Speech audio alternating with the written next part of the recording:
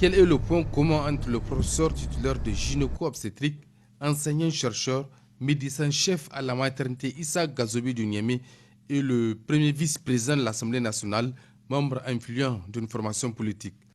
Les deux personnalités à leur corps défendant ont été infectées par le Covid-19. J'ai été victime d'une infection au Covid-19. Je tiens à le dire, c'est vraiment la vérité.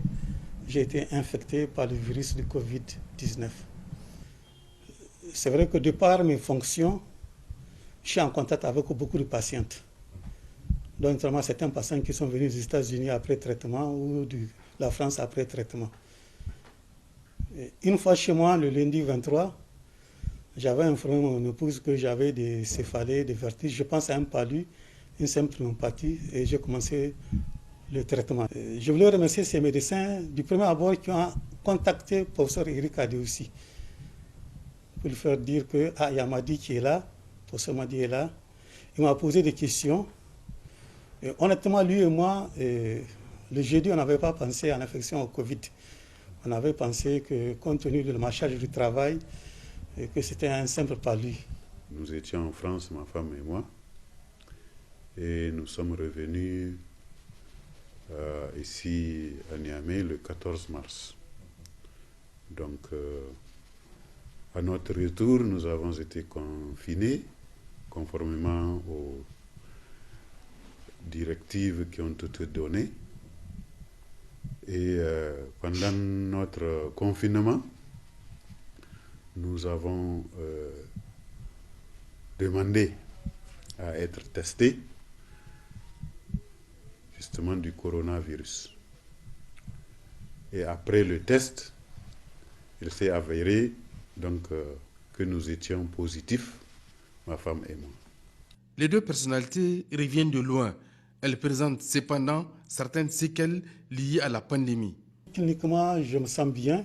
Je ne fais pas de température, je ne tousse pas, il n'y a aucun symptôme. Mais j'ai eu des amis en France qui étaient infectés, j'étais en contact avec eux. Ils m'ont dit que c'est la fatigue. La fatigue, parce qu'on est couché, les muscles, tout ça, d'aller doucement, de manger.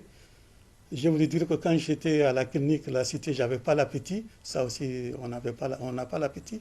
On n'a pas envie de manger ni de boire. Mais maintenant, mon appétit est revenu. Donc, il y a une perte de poids. Il y a logiquement une perte de poids. C'est d'abord vraiment l'état d'un organisme assez éprouvé, n'est-ce pas? Et un manque de repos, beaucoup de manque de sommeil.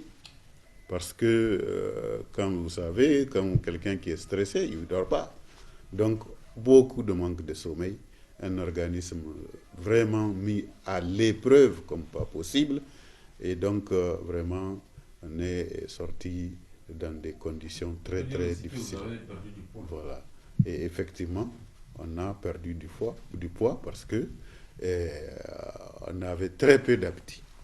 Anciens patients, témoins privilégiés, nos deux concitoyens ont vécu la maladie de leur chair.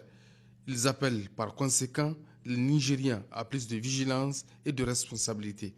Il faut que tout le monde suive les consignes des autorités de la santé publique, les consignes de l'OMS. Il faut qu'on mobilise toute la population. Je dois le dire. Je suis ce qu'on appelle, moi, un technicien. Depuis 24 ans que je suis gynécologue obstétricien, je m'excuse de le dire, je n'ai pas de parti politique, mais j'ai un parti, le Niger. J'ai une nation, le Niger. Et pour le Niger, je demande que tout le monde se mobilise, qu'on travaille en équipe. Je lance un appel à tous les Nigériens. Il faut que nous fassions tout ce que nous pouvons faire pour éviter de contracter cette maladie et de la transmettre.